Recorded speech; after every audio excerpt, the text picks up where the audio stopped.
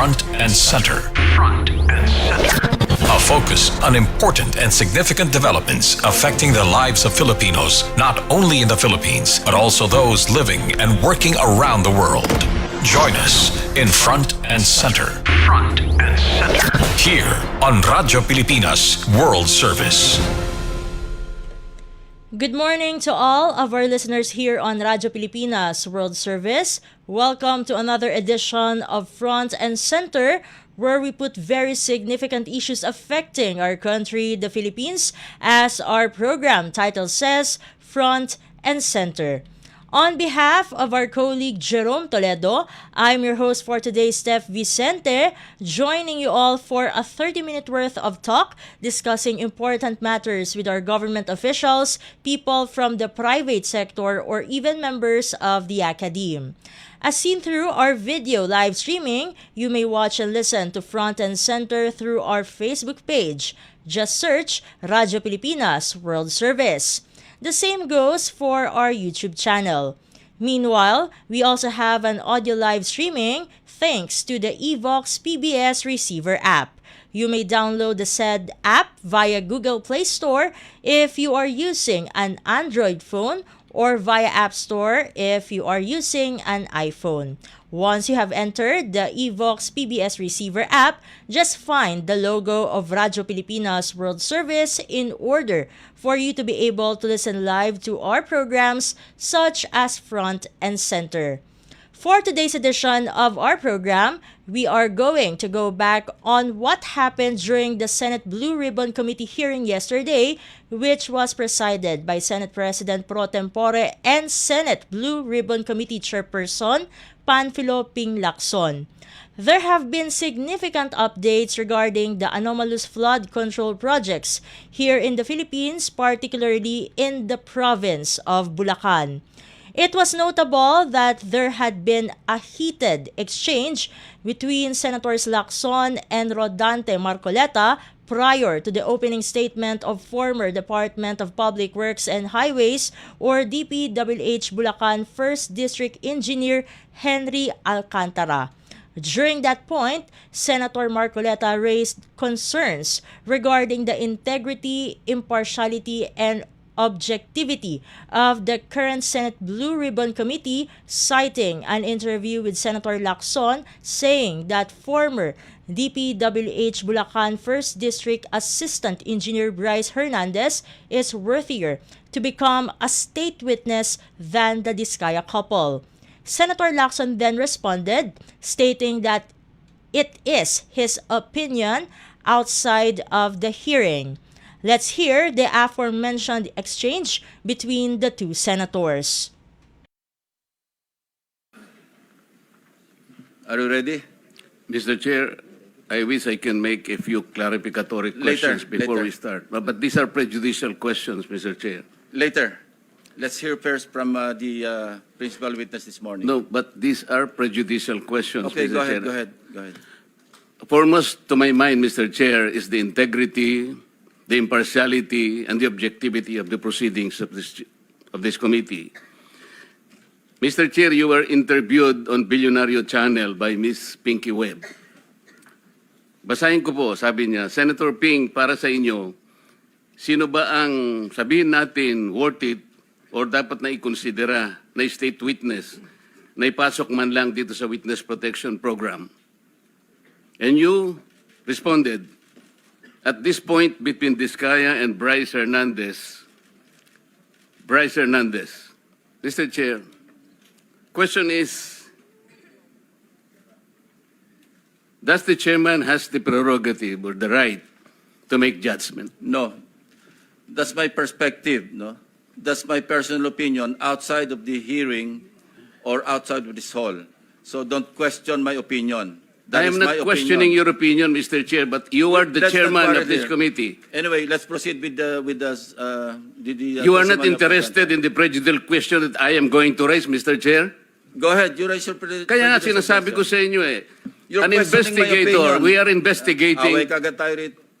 Mr. Chair, we are still Hearing is investigating. Meanwhile, former Department of Public Works and Highways or DPWH Bulacan 1st District Engineer Henry Alcantara asked for protection from the Department of Justice or DOJ.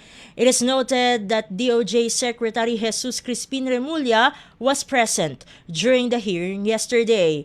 Alcantara then testified about budget insertions and kickbacks for several politicians who he named in his revelations. Here is the statement of Engineer Alcantara. Sa akin pong boss, na nabanggit po nung nakarang hearing ng aming kasama, Undersecretary Roberto Bernardo po. Una ko pong nakilala si Yusek Bernardo taong 1997. Kami po ay magkasama sa Los Baños po. Hanggang dumating po ang panahon na ako po ay na-appoint na District Engineer sa Bulacan. Sa taong 2022, nagsimula pong magbaba ng pondo sa akin si Yusek Bernardo. Nandito po ang detalye kung ilan po at magkano. Ito po, ang unang taon po, 2022 ay 350 million po. Ang kasunduan po ay 25% po para sa proponent. At ako po, o yung driver ko po minsan ang nagdi-deliver po sa kanya. Noong 2023 po, meron na rin po mga bumaba. Dito po, naka-specify po lahat kung ang titulo, ang title po ng project, amount, at kabuang ibinaba po ang aking boss. Ang iba pong sistema, sa simula po ay nagpapabigay po ng pauna lang pong 10% pag po lumabas na po sa pag-NEP po. Tapos po, ang kabuuan po ay paglabas po ng GAA. Pag po sa GAA, may lumabas na wala po sa NEP, ibig sabihin po nun, maaari pong, hindi ko lang po alam procedure, maaari pong sa BICAM po yun pumasok. Andito po lahat po ang detalye sa aking sinumpang salaysay. At meron pa pong mga UA po, ang program allocations po yata yon na naibabaran po sa akin noong 2024. At hindi naman po lahat yun ay sari-sari pong project po yata yon. 2.85 billion po.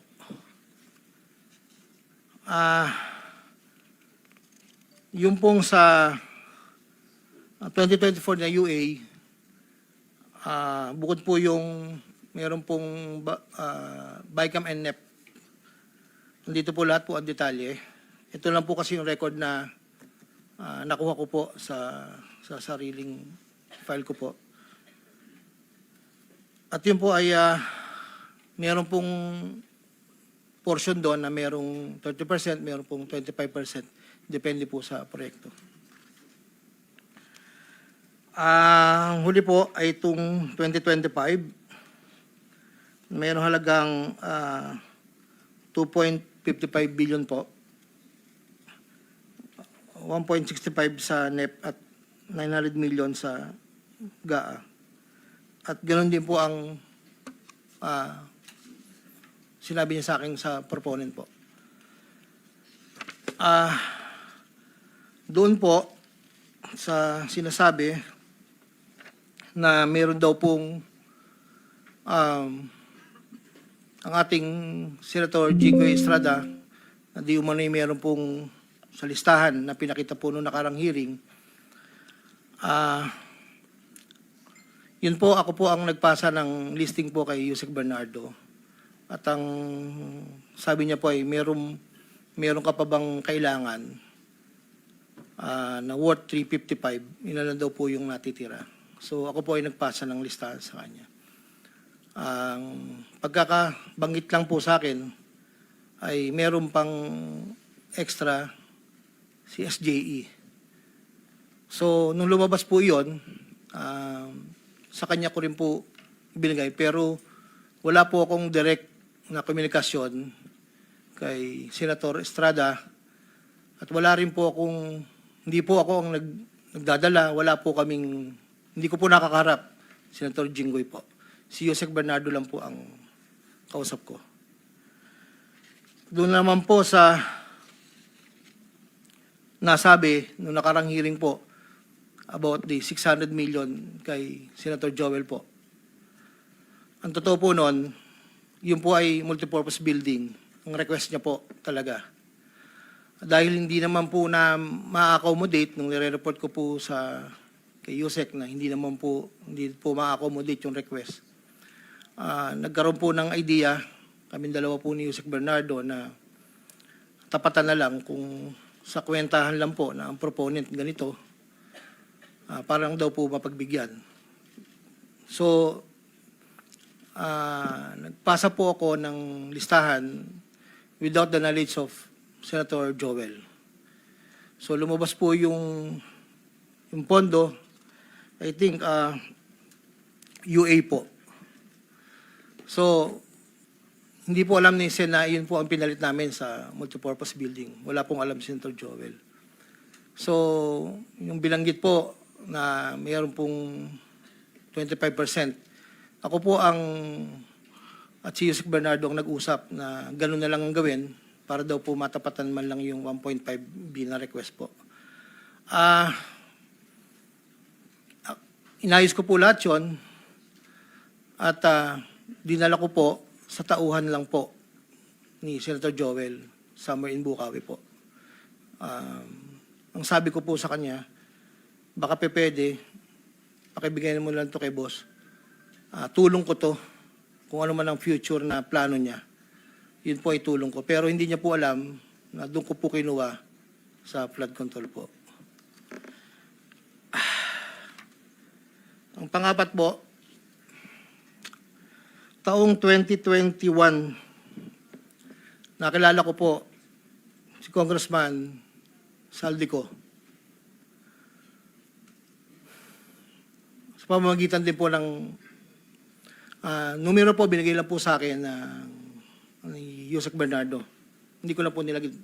Kasi po hindi naman po kasama siya nung kami nagkita sa Shangri-La, BGC. That was 2021 po. Ang unang usapan po namin ay susubukan pong makapagbaba ng pondo kung pwede po sa distrito ko. Taong 2022 po, unang bumaba po ay nagkakahalaga ng, tanda ko po, nandito po sa record, ay 519 po ang pagkakatanda ko po. After po noon, 2022, so yung 519 po, ang... Excuse me, Engineer. Para mas maliwanag, basahin mo na lang yung sinumpang salaysay mo para hindi ka naliligaw. Opo. Para wala na omit, wala na dadagdag, mag-stick ka doon sa sinasabi mong Yes po. sinumpang salaysay. Ito po. Simula mo na lang doon Saldi sa simula. Basahin mo na lang ng dahan-dahan. Noong Agosto o Setyembre 2021, nagkakilala kami ni Congressman Saldico.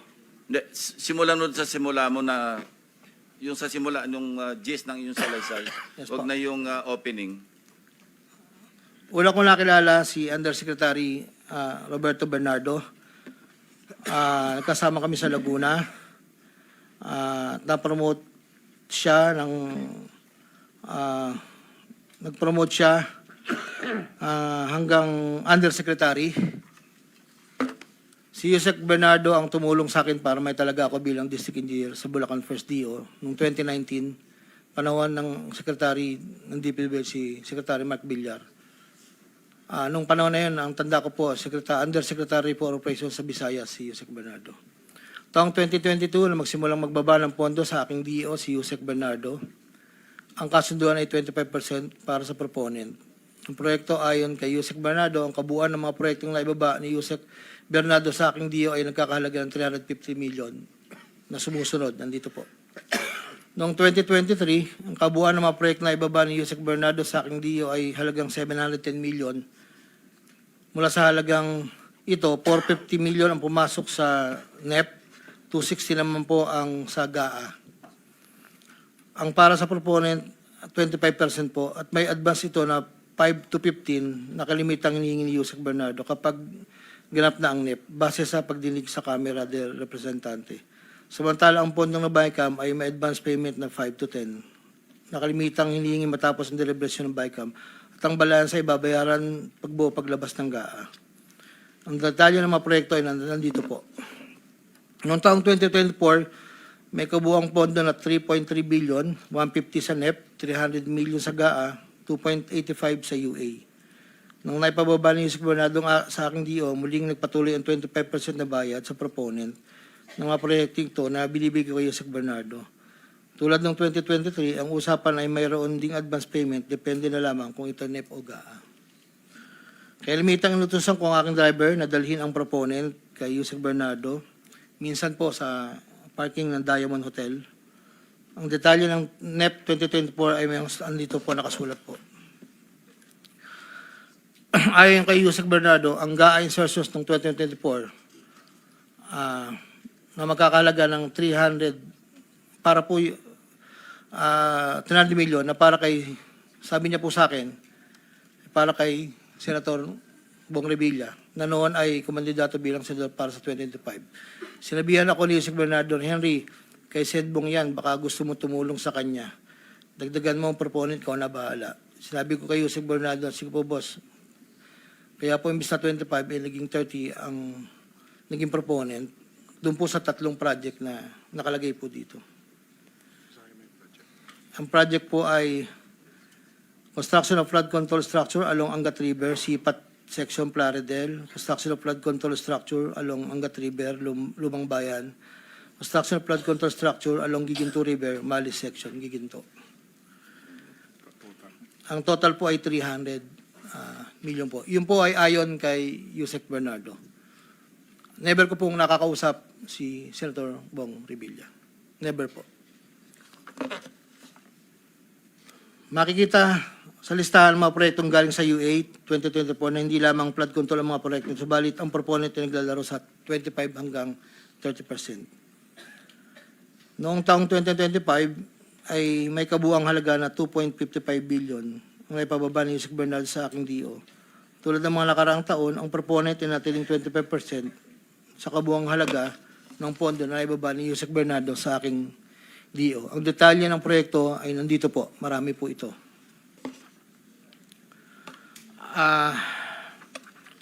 Taong 2022, yun nga po, nabanggit ko kanina, humiling si Senator Joel Villanueva ng proyektong multipurpose building, ikakalaga ng 1.5B. Sa halagang 1.5B ay 600 million lamang ang napagbigyan na pondo para sa multipurpose building. Hindi ito napagbigyan, kaya napilitan kaming gumawa ng paraan ni Yusek Bernardo. Hindi humingi ng partikular na proyekto o porsyento si Senator Joel, pero inutos ni Yusek Bernardo na bigyan na lamang ng proyekto na may katumbas na 150 million na proponent.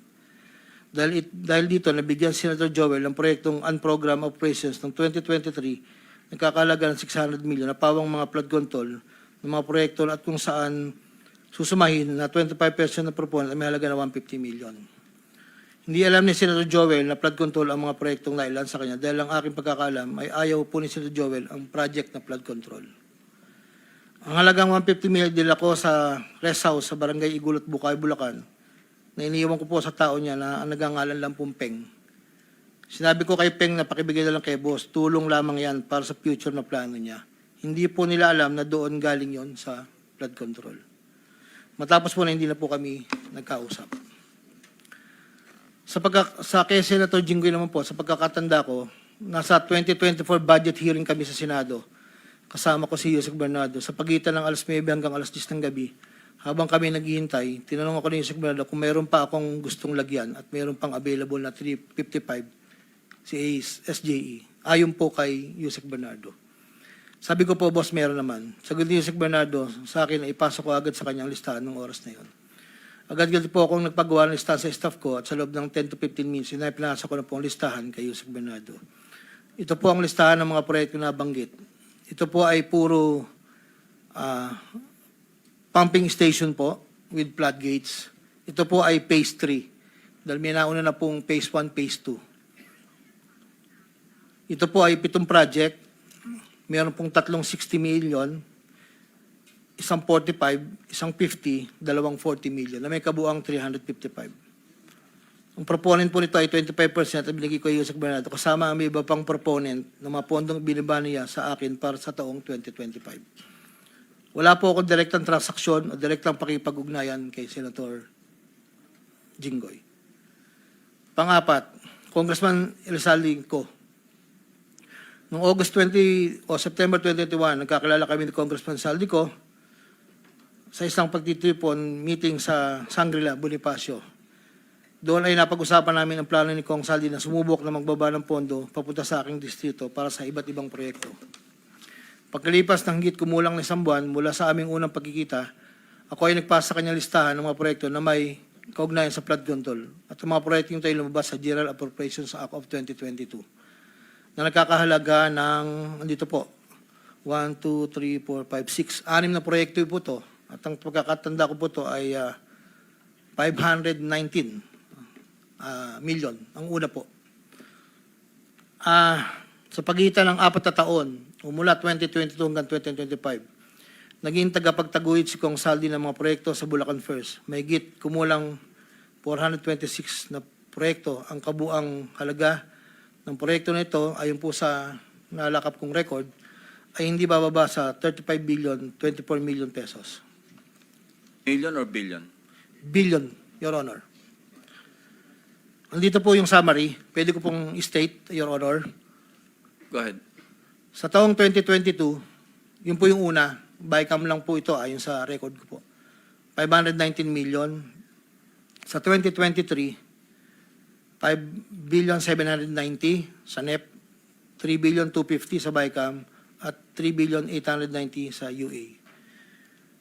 2024, 5.8 billion sa NEP, sa BICAM 5.084, sa UA 3.306. Sa 2024, nagkakalaga po ng total na 14 billion 190, sa 2023, 12 billion, sa 2022, 519. Noong pong 2025 ay 7 billion 385 na lang po sa NEP. Wala na pong kasunod. Sa bawat proyekto na pinapasok ni Kong Saldi, meron akong binigay na obligasyon sa kanya para sa pondo base sa aming kasunduan noong 2022. Ang kaniyang hinihingi na budget na sa bawat proyekto ay 20% lamang po noong 2022. Kung makikita niyo po, Your Honor, isasabay ko na rin po ito, na yung larawan po ng nandun po sa kasama po ako na nakatayo, yung opisina. Yun po yung 20% po na 2022 inaayos po namin doon sa litrato po.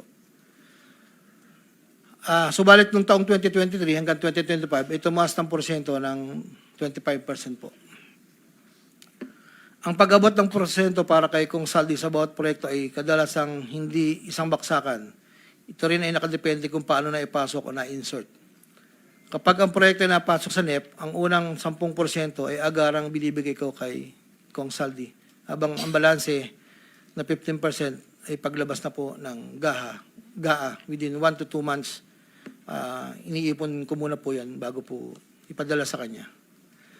Kapag ang proyekto naman inaipasok ng Kong Saldi sa BICAM, ang unang 10% ay binabayad sa kanya matapos lumabas ang GAA at ang balancing 15% ay binibigay makalipas ng 2 buwan mula nang maapurbahan ng GAA.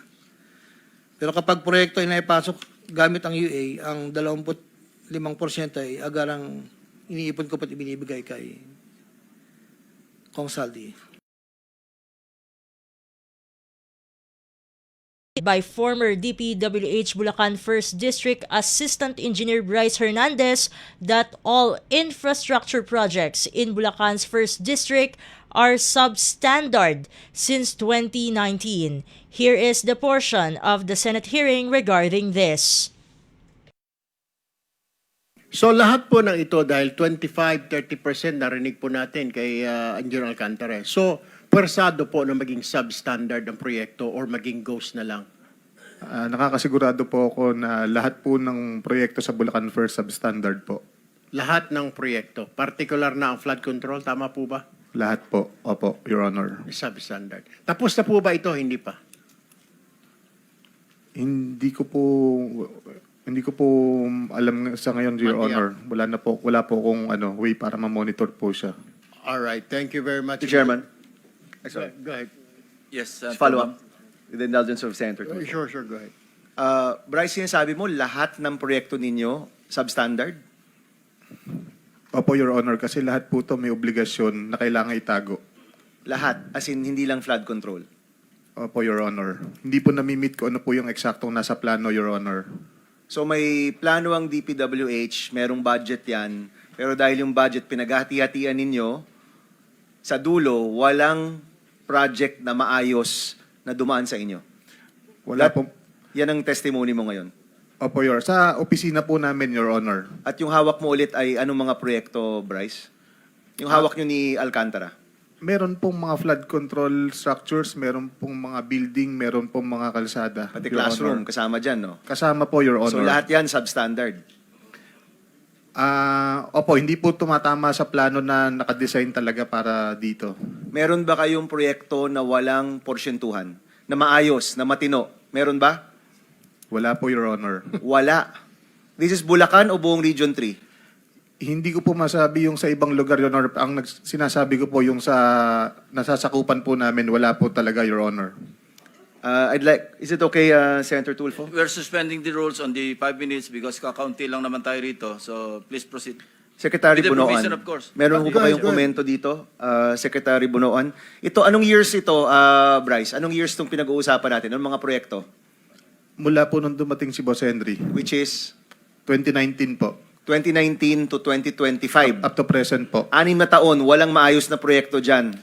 Wala pong tumama kung ano po yung nakaspecify sa plano. Hindi po na-meet lahat yun. At lahat yan may porsyentuhan. Lahat po, Your Honor. Former Secretary Bunoan, may Excuse masasabi me, ka ba? Excuse me, Senator Bam. Follow up lang, ano? Hindi afterthought ito, ah. Alam mo ito habang nangyayari at the time. Opo, may instruction po lahat to. Aware kayo na talagang substandard. Opo, Your Honor. Hindi ngayon lang, ah. Hindi po ngayon lang, Your Thank Honor. you, Senator Bam. Secretary Bunoan, ano masasabi mo dyan? I don't know what to say, Your Honor. This is the first time that I have heard about all these shenanigans that they're doing actually in this district engineering office. They're supposed to monitor. They have to submit monitoring. In my watch, they're supposed to submit monitoring reports every phase of the work, every phase of the project, Your Honor. Sino pong in charge ng monitoring po sa DPWH? At dito po sa Bulacan? The regional office will be the one to monitor, but they will submit. They will be submitting actually Magpangalan kayo, Secretary. Kasi ito, first time ko ito narinig. We're investigating flood control. Ngayon inaamin lahat ng proyekto, pati classroom, pati hospital, pati tulay, pati kalsada, lahat substandard. No? That's what you're saying, Bryce, no? Yes po, Your Honor. Maisama ko lang po, yung mga street lights po namin, overpriced po lahat yun. Oh, street light, cat's Pero- eye, Opo. lahat na. Walang tumama. Walang tumama, no? Opo. Oh, so ikaw, 'di ba? So kunyari kayo ni Alcantara, kayo yung DE, under kayo kay Bernardo. Nung mga panahon po na yun, opo, Your Honor. Okay, and then si Yusek Bernardo, Secretary Bunoan, siya ba yung in charge ng monitoring niyan? O hindi rin, iba pa? Iba pa, Your Honor. Sino po? Sa central office, I think it's with Bureau of Construction, Your Honor. Bureau of Construction. Under a director? Under Under the director, Your Honor. pangalanan po For now, I natin. think the director is Yung noon po, 2019 to 2025, pinag-uusapan po natin. during my watch, Your Honor, the Okay. director for Bureau of Construction is Engineer Alan Borromeo, Your Honor. Alan Borromeo. Sige, magandang makausap rin po natin siya, Mr. Chairman. Hindi ko po maintindihan, actually, Secretary, nung una nating hearing, tinanong ko sa'yo, ilan kaya yung kasangkot dito? Para po mangyari yan, ilan po ba talaga yung kasangkot dito? Kung ganyan ka-widespread po yung korupsyon na hindi lang to nakalimita sa ilang proyekto, lahat ng proyekto sa kanilang probinsya, you handle the province ba, Bryce? Bulacan lang bang inahandle ninyo? Opo, tatlong district, In Bulacan. tatlong congressional district po sa Bulacan. Sa Bulacan. Opo. Yes, Secretary. Mr. Chair, may I just finish my last 1 minute? Sorry. Yes, Senator Erwin. I'm sorry, All right, Senator no, Tulfo. no, it's okay, Sen, I understand. But I have one last question for Bryce. So, tama po, lahat po ng project talaga ninyo, kailangan i-substandard at iba i-goes para maibigay po yung commitment, yung 25% to 30%. Opo, lahat po ng project sa amin may proponent po, may obligasyon pong SOP. When you say proponent, politiko yon. That's how you describe. Opo. Sa politiko galing. So, kailangan magbayad sa politiko ng 25%, 30%. Yes po. Alright. Pero sa yung mga multipurpose building, alam ko po na mga 10% lang po ang obligasyon nun. Meron pa rin, multipurpose. Yes po. Tama po ba pag mga vertical, pag sinabing building, medyo mas mura ang hinihingi kasi mahal ang mga materyales at delikado kumpara sa kalsada, mas malaki ang komisyon pag farm to market, flood control, lalo na flood control, parang tubong lugaw. Correct me if I'm wrong. Tama po yan, Your Honor. Tama. Pag building, school building, hospital, 10% lang ang pwedeng ibigay sa proponent, sa politiko. Tama rin po yan, Your Honor. So, mas malaking pera pag sa mga flood control, mga farm to market. So, tama ho yun. Tama po, Your Honor. Alright, okay. Pero at any time, hindi po ninyo nakausap itong tatlong senador. Mga tao lang po nila. Sino pong senador, Your Honor? I mean, okay, I'm sorry. Si Senator, I only have 10 seconds. Si Senator, You can proceed. si Senator JV. I mean, si Jinggoy. I'm so sorry. Senator Jinggoy. Hindi po, Your Honor. Okay. What about si Senator Villanueva? Nakikita ko lang po sa mga gathering like yung mga inauguration po, ganun po. Pero nagkausap, hindi po. Senator Bong Revilla? Hindi rin po, Your Honor. So wala kayong direct contact or chat ng tatlong senador na yan. Pero pag nag-deliver na po ng pera si Engineer Alcantara na po ang nagde-deliver. Opo, pinapadaan po yung pera po na obligasyon daw po para sa mga senator, pine-prepare namin, tapos bibigay po namin kay Boss Henry. Si Boss Henry po ibibigay po kay Boss Robert Bernardo.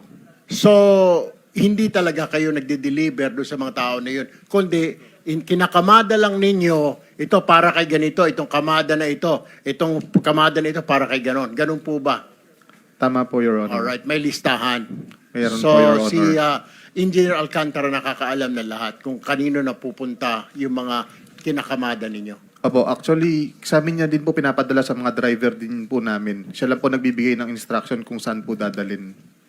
Mr. Chair, may I also manifest to invite the drivers of DPWH sa Bulacan First District para malaman po natin kung saan bahay dinideliver, kaninong bahay dinideliver yung mga pera na yan, Mr. Chair. Do you have names? Do we have names? Yes po, pwede ko pong ibigay ang mga pangalan. Nandito na ba sila? I believe, Your Honor, wala po sila ngayon dito.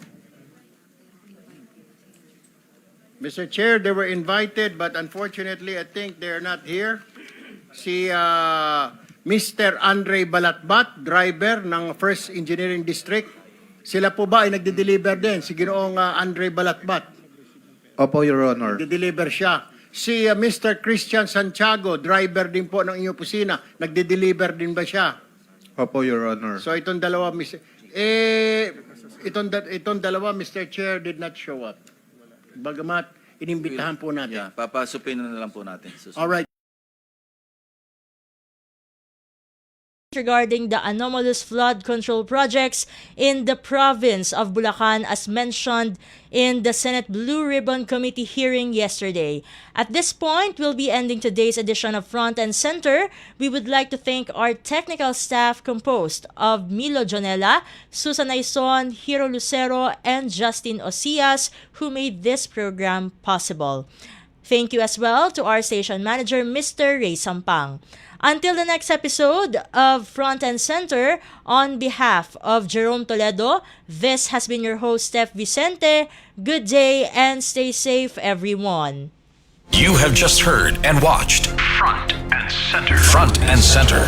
Join us again for another edition here on Radyo Pilipinas World Service. Front and Center.